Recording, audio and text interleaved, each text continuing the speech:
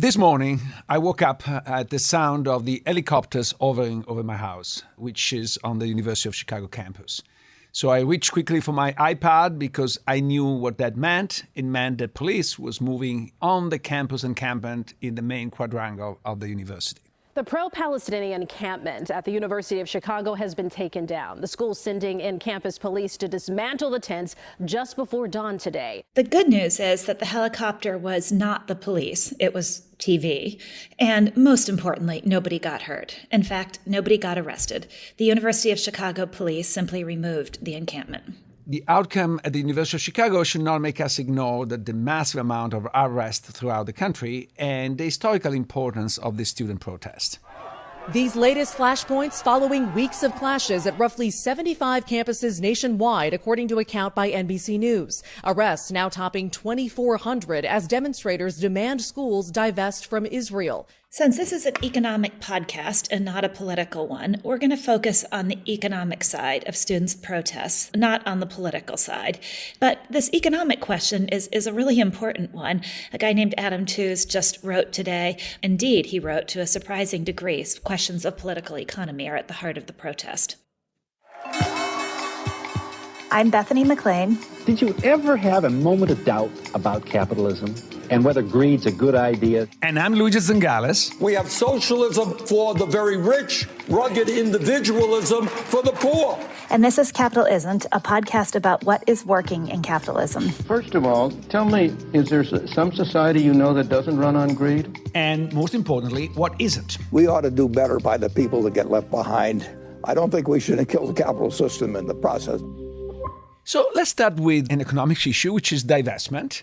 The student requests are slightly different across different campuses. We're going to go mostly with the one of Columbia because they're the one better publicized and they're the one who started more or less the entire trend.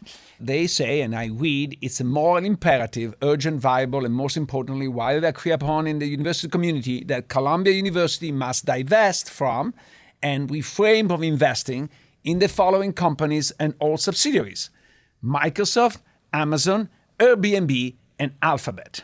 For the same reasons, we urge the university to immediately withdraw assets from BlackRock iShare ETF, which exposes Columbia to Hyundai, Caterpillar, Lockheed, Boeing, and Barclays Bank.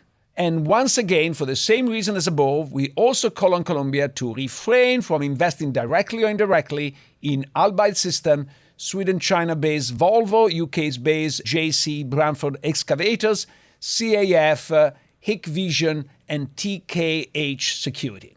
So let's start with a pretty straightforward question. Even if Columbia were to acquiesce to the students' demands, is it feasible? Is it feasible to do what they're asking in this manifesto? And is it feasible more broadly to divest completely from Israel? So I think that the operative word and the secret is whether you're saying direct holdings or indirect holdings. Most of the endowments of top universities like Columbia, Chicago, Yale, etc., is invested in what is called alternative assets, which is your favorite private equity, venture capital, and hedge funds. As far as these are concerned, I think in the short term, divesting is impossible because they have committed to give the money to these organizations, and they've committed not to interfere with the day-to-day operation of these companies.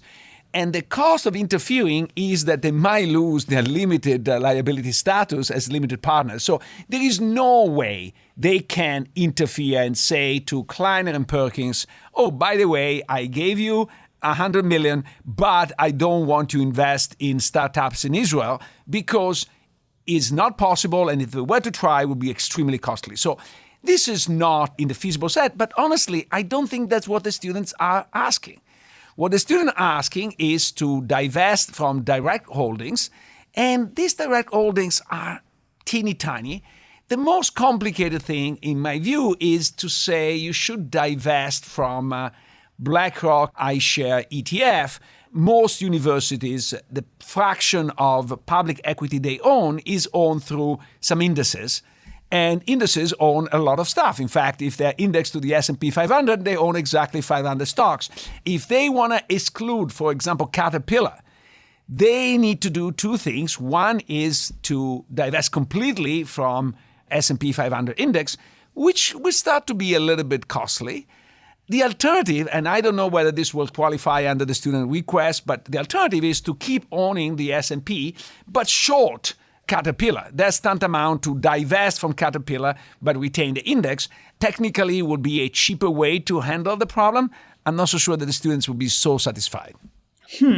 That is an interesting theory indeed. I wonder if if profiting from Caterpillar making money is bad. Is profiting from Caterpillar declining in value worse? I don't know. I'm going to have to think about that. It poses an interesting moral conundrum to me. So what? Okay, let's again just assume that this is where we're going, divestment.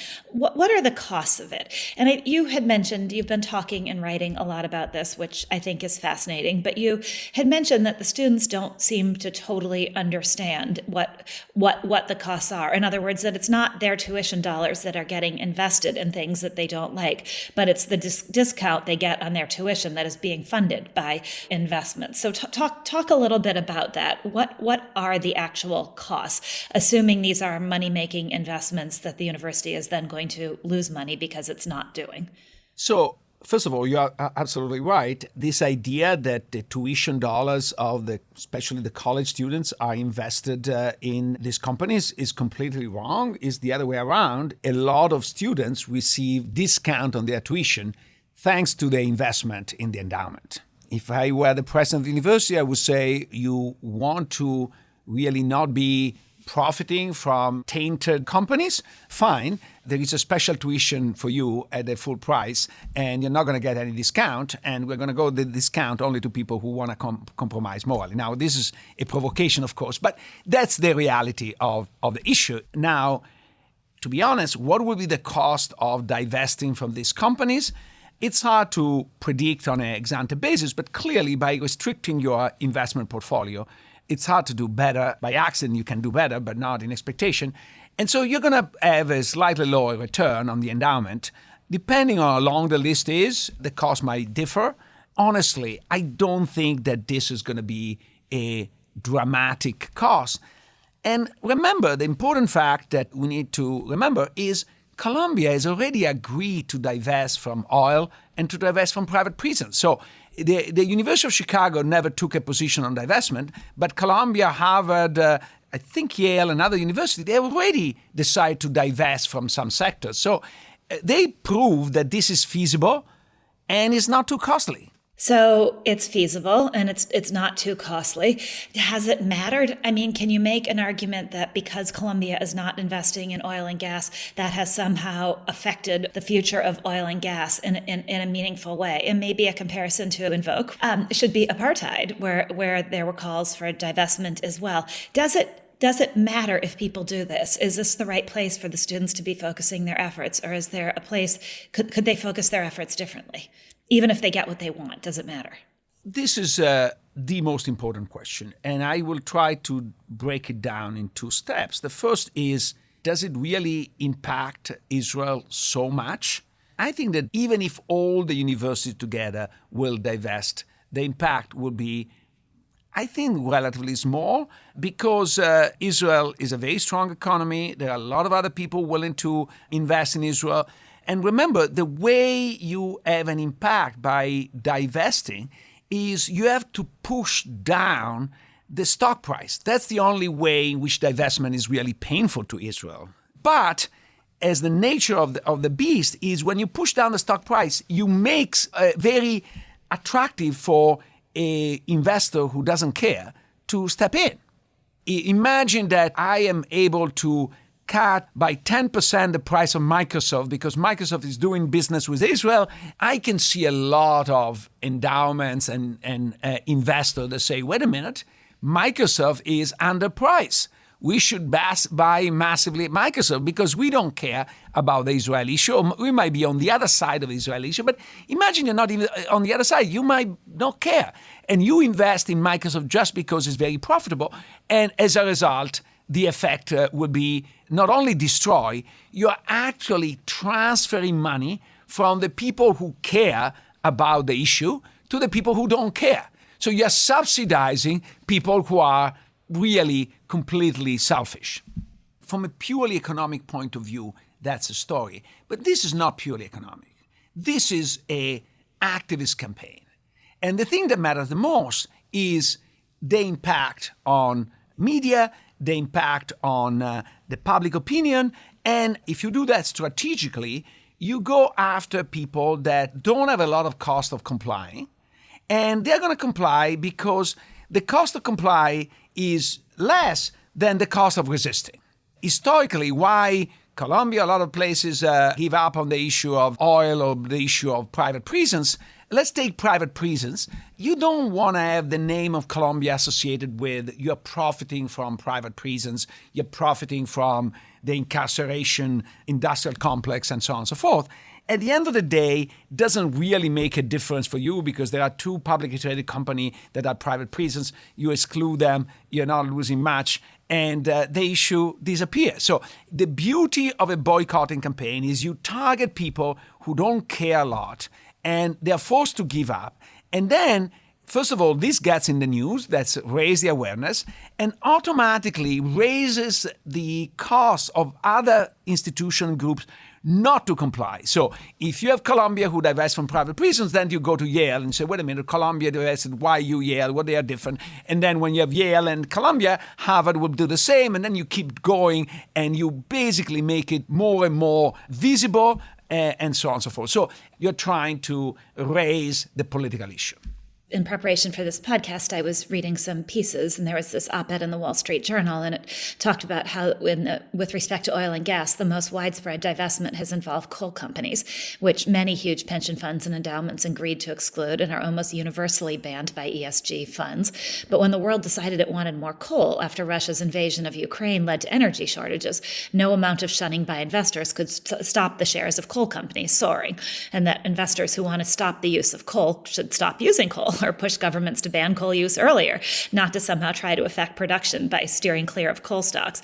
So one of the things that I want to back up a little bit, because one of the things you've written about also is this idea, broader than the current investment debate, but this notion called the separation theorem. And I wanted you to talk about what that was, and if it's right, should and can investment decisions be made without ethical consideration?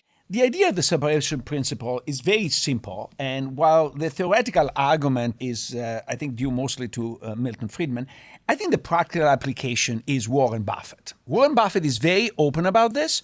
He maximizes return on his investments and then take that return and donates to causes he consider very valuable. So when some people raise the issue and say, wait a minute, Warren Buffett, you are investing in nothing short than Coca-Cola, that basically sell a sugary water to little kids and with a lot of negative consequences. How can you possibly have a conscience if you invest in that way? And he said, oh, no problem, because I'm going to donate a lot of the money of my proceeds, and so I feel very moral and I don't care how I make the money. Logically, this idea that goes back to Milton Friedman is that if you maximize your return, you have enough money to do everything that you want from a moral point of view, and so you shouldn't really be concerned. However, this depends very much in the possibility of keeping separate the moral decision and the charitable or the social decision. So take the case of Coca-Cola. Imagine that Coca-Cola is massively advertising in Africa and making a lot of money. Then you say, no problem, because with that money, I can undo that arm with a campaign to reduce obesity in Africa and maybe get something extra because I have so much money out of the financial return. The reality in most situations, profit maximizing decision is actually much more effective in reaching a certain goal. So if I want to undo the effect of a marketing campaign to sell Coca-Cola in Africa, I have to spend much more money than what I make by doing a marketing campaign. If I want to undo pollution, because the same argument is I pollute as long as I'm permitted to pollute, and then if you care about the environment, I'm going to donate the money and undo the pollution. The cost of undoing pollution is much, much larger than the cost of avoiding pollution to begin with. So this separation theorem only applies to issues like pure donation. It's not optimal to donate at the corporate level, because you can distribute the money and let the shareholders make that decision. They make the decision according to their taste. They're very different. And so that's superior than forcing a donation at the corporate level. But anything else that has some real synergy at the company level, actually that separation doesn't hold. If you're enjoying the discussions Luigi and I have on this show, there's another University of Chicago podcast network show you should check out. It's called Entitled. International lawyers Claudia Flores and Tom Ginsberg have traveled the world, getting into the weeds of global human rights debates. On Entitled, they use their expertise to explore the stories and the thorny questions around why rights matter and what's the matter with rights. Subscribe to Entitled, part of the award-winning University of Chicago podcast network. So then how do we think about it in this case? Should the separation hold when it comes to universities and their choices of investment? And if the separation shouldn't hold, who gets to make the decision about what's an ethical investment and what's not an ethical investment? I mean, I might say, I wouldn't say, just to be clear, but I might say that companies who make baby formula, that baby formula is an evil and women should only breastfeed. So therefore, I want my university to divest from every maker of baby food. Do I get to make that call? Let's divide the two things, because who makes that call is a very tricky issue. We're going to come back to that. Let's start with the first call. On what issue you can really make a difference? I think that take your example of the baby formula, which is not so hypothetical, because, Nestle was actually pushing baby formula in developing countries where water is not that safe.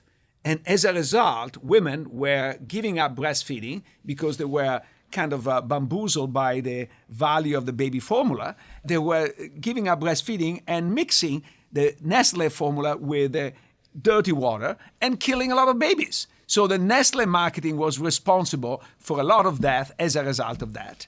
If you are, for example, a educational institution that cares a lot about science, etc., you might have some very serious reservation about how Nestle is operating, and you certainly want Nestle to change. My preferred outcome would be that university, when they vote at the shareholders meeting, because they have the right to vote in Nestle, they vote against managers who are proposing this, or they vote against incentive plans that favor this particular short-term value maximization, and so on and so forth. So, and I think, of course, the next step is very complicated. Who is going to make the decision?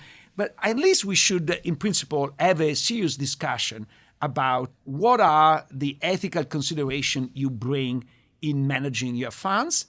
Because saying that you are afraid to make decision does not exempt you to making a decision. And not making a decision is not being neutral, is being the most immoral possible, because the only thing you care about is money. So not choosing is choosing not to choose. So what do you think then when we talk about how to make this decision? Are there any models out there? You had just shared with me this document from Colombia where a group has set up a system for voting on it and voting on divestment. Is that the right way to do it? And if so, not necessarily just with divestment, but with any issue, is that the right way that students get to vote, that faculty get to vote, that alumni get to vote, that donors get to vote? Should they each get one vote, or should one group get more votes than the other group? So that's a tricky issue, but let's start from the easier case, which is not easy, but easier case. Let's think about a corporation, okay? Who gets to decide what is moral and immoral in the corporation, okay? So think about a company producing, for example, the abortion pill, and they have to decide how to promote it and what price, and there are a lot of moral consideration on both sides of the issue. So who gets to decide? I think that the first step should be the shareholders. All the shareholders should make a decision, because in a corporation, they are the one paying the price. So it's very easy to be charitable with somebody else's money. So if you are saying, I want to, for example, market the abortion pill at a lower price because, especially in this moment, I want to make the abortion pill more broadly available. From an economic point of view, the fact that a lot of states restricted abortion makes the demand for the abortion pill more inelastic. And so if I am a shrewd value maximizer and I only care about value maximization, I should increase the price of the abortion pill because I make more money. Okay? Who is paying the cost of the decision? So if you are a consumer buying the pill, you are impacted only the cost of the pill you buy. It's easy for you to say, I want a price as low as possible. As a shareholder, you end up, because you are a residual claimant, paying the cost of lower profits. So I think that the moral decision should be in the hands of the people paying for more or less profits, and so should be first in the hands of the shareholders. Now you say, wait a minute, but what about the workers? The consumers are transitory. Hopefully people don't abort a lot of time, so you are an occasional consumer. But if you are an employee, you have a very strong view of that. I actually think on this moral decision, you might want to have a vote of the employee, but the vote that comes with a price tag and say, look, if we cut the price of the abortion pill by half, we're going to make half as much profit. So let's say that part of that profit is absorbed by the shareholders. If they want to vote for that, part of the cost should be absorbed by the workers. And it says you feel better at working for a company that fulfill your aspiration. If you feel better, you should pay a price for it. We know, for example, that in law firms, defense law firms, you have two tracks. You have the tobacco track and the non-tobacco track. If you defend tobacco companies, on average, you make more money. But you have to live with the fact that, you have to defend tobacco companies. And then there is a non-tobacco track where you make less money, but you sleep well at night. So I think to some extent, I can see the workers coming in, but coming in at a price, because the principle of you shouldn't be generous with somebody else's money, I think should apply also here. But this gets really complicated when you think about universities, because there is that other constituent that I mentioned. So if in the case of a university, maybe you consider the teachers and the students maybe sort of analogous to the employees, and the administration is maybe analogous to the management of a company. But then there's also this third party sitting out there called the donors. And they are critical to the financial functioning of an institution, yet in some ways they're not in either of the positions that you just mentioned. So what do you do there? Do they get a say? Or should the deal simply be, if you don't like what you're doing, then don't donate? I actually will distinguish between alumni in general and donors. I think alumni, regardless of their donation, are an important constituency that needs to be protected. Because at the end of the day, they invested on a degree and they suffer the consequence of their degree. In the same way in which the alumni benefits from a university doing very well and the value of the degree being higher, they have a cost if the value of the degree, if the university is doing poorly, it's because the value of the degree deteriorates. In instance, some universities go bankrupt. Do you want to have a degree from a bankrupt university? It's pretty not if you're an economist. Maybe if you're an English major, you should have a degree from a bankrupt university. Maybe that would be very poetic. But I think if you're an economist, that would probably be a bad luck, right? So I think that the alumni are an important constituency that should be listened to in these decisions, and so are the students, and so is the faculty. But to some extent, the students are the ones that just arrived. If I had the choice between Columbia and Harvard and somebody else, I should look at the other factors and then I choose. I cannot turn around 2 months later and say, I don't like what I got, because that's what you bought in the marketplace. So the students, especially the freshmen, are the ones that are least at risk of being kind of abused by the system. Then there is the faculty, and a lot of tenure faculty are not very mobile, and so they can be affected too. If you're mobile, you can go to a different university. I don't like the University of Chicago, I move somewhere else. So I'm not really suffer the consequences. The alumni are really stuck. And then, of course, there is the issue that is very important, that I can ignore the pressure from the past donors, but to the extent I live on future donation, I cannot ignore future donation. And if people say, I'm not going to donate to you if you do X, Y, and Z, then it's a moral choice. In the sense, I have to say, I am going to pay a cost but am I willing to pay the cost? And then the question is how you distribute the cost. And the cost generally is not borne by alumni unless they donate more. The cost is borne by the faculty and is borne by the current students. So those are the ones that really get affected by a reduction in the budget. So if you were picking up on something you said about students being able to make a decision, can you make a decision? And one of the things our wonderful team sent around was this piece noting how difficult it can be to identify what it is exactly that universities are invested in, because there aren't a lot of requirements to share all of this publicly. And I thought there was this great quote that Columbia University spokesman Robert Hornsby said to NBC News: "We don't share direct holdings beyond what is filed publicly, nor do we disclose investment manager information." How would you as a student even know, and is that part of the issue, that you as a student wouldn't be able to know necessarily where the university you're thinking about attending has its money invested? And should you be able to know? Because clearly that's a pretty easy step to force universities to do really, really explicit disclosure. And then everybody can see and everybody can make a decision based on transparent information. Absolutely. I think this is not no-brainer. We owe to the students the fact that they raise a very, very important issue, the lack of transparencies of what universities do. At the end of the day, the university of today is a completely different animal of the university of 1968. Because at the time, most of the money was either coming from the government or coming from tuition. Today, there is a big chunk of the money that comes from the return on the endowment, and there is a big chunk that comes from donation.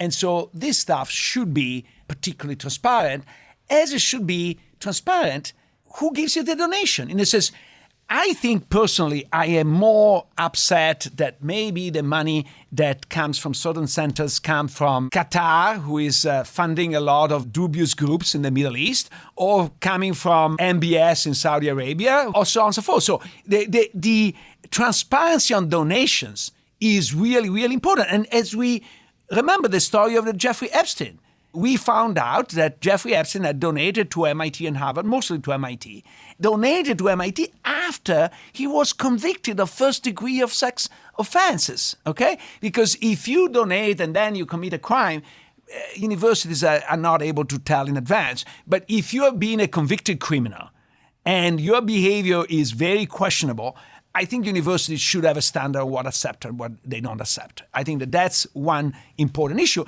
And as a student, I don't want to go to a university that depends heavily on donation from X, Y, and Z.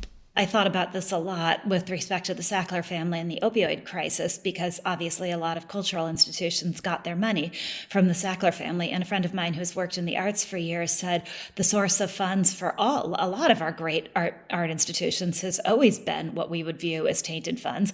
And if you start saying you can't take money from anybody who might have a question mark over their head, suddenly the budget for a lot of not-for-profits gets dismantled. I mean, think about the Pittsburgh's beautiful Carnegie Museum, right? Can you imagine? I mean, so that is a corollary maybe or to this ethical debate we're having. But I think what you're saying and what I really like as an answer is that both for the incoming money from donors as well as the outgoing money in the sense of how that money is being invested, it should all just be completely transparent, and that way everybody has the opportunity to make their choices based on very clear information.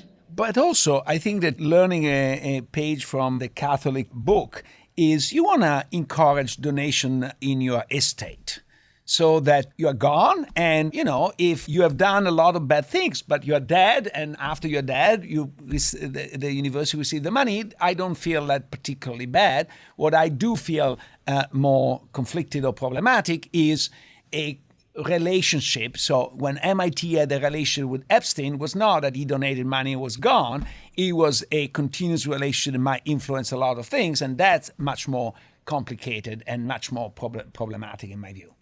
Okay, so to wrap up, if you ran the world, Luigi, how would you like to see a university run if you ran the world? If there were a university czar who could who could decide how all universities approach this issue, what would you do? Where would you start? And what would be most important? So I will start by being more transparent. That's an easy one, so that many people make their choice consciously, knowing what they're getting into. The second is trying to get from my constituencies, which are the alumni and the faculty and, of course, the current students, at least some form of trade-off on what they do. Or even, I'm now passionate about this idea of citizen assembly. I will get some citizen assembly of students or alumni to help me walk through this problem, because those are tricky issues. But the president of the university does not really represent the morality of the majority of his constituencies. And so you want to be informed by the morality of his constituencies, but with the understanding you pay a price for it. And so I would like the faculty to say, yes, you want to divest from oil. What are the fellowship we cut as a result of that? Are you happy to do it? And if they say yes, then you go to the students and say, we are doing the same. Are you happy? And if they vote yes, and then you go to the alumni. And maybe the alumni say, look, we love this so much that we give you more donation if you divest from oil, at which point is a great thing. But what I want to avoid, in my view, is the situation of small groups that have a disproportionate power because get the university in the moment they are the weakest.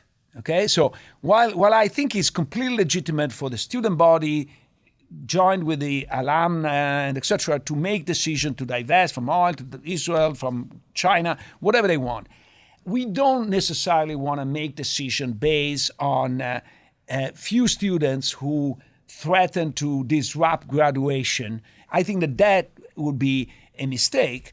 But this said, I think that the students have raised a very, very important issue that needs to be discussed. And to be fair, I don't want the students to have all this disproportionate power. I don't want donors to have this disproportionate power also, because to some extent, what is interesting, and this is battle, is a political battle fought over the university body. If the issue was, and sometimes maybe in the case of Colombia is, that there are some special programs or some special research that really Colombia is doing and it helps Israel, I understand that's more a contention issue. But at the end of the day, if Colombia or Chicago, they divest from Israel, is not really a dramatic cost for Israel, nor a dramatic cost for the university. And so this is really a political battle on the side of the students and on the side of the donors that gets the university administration in the middle. So if I were the czar or the king of the university for a day, what I would say, let's scale down and limit the decision to issues that where the university has a major impact.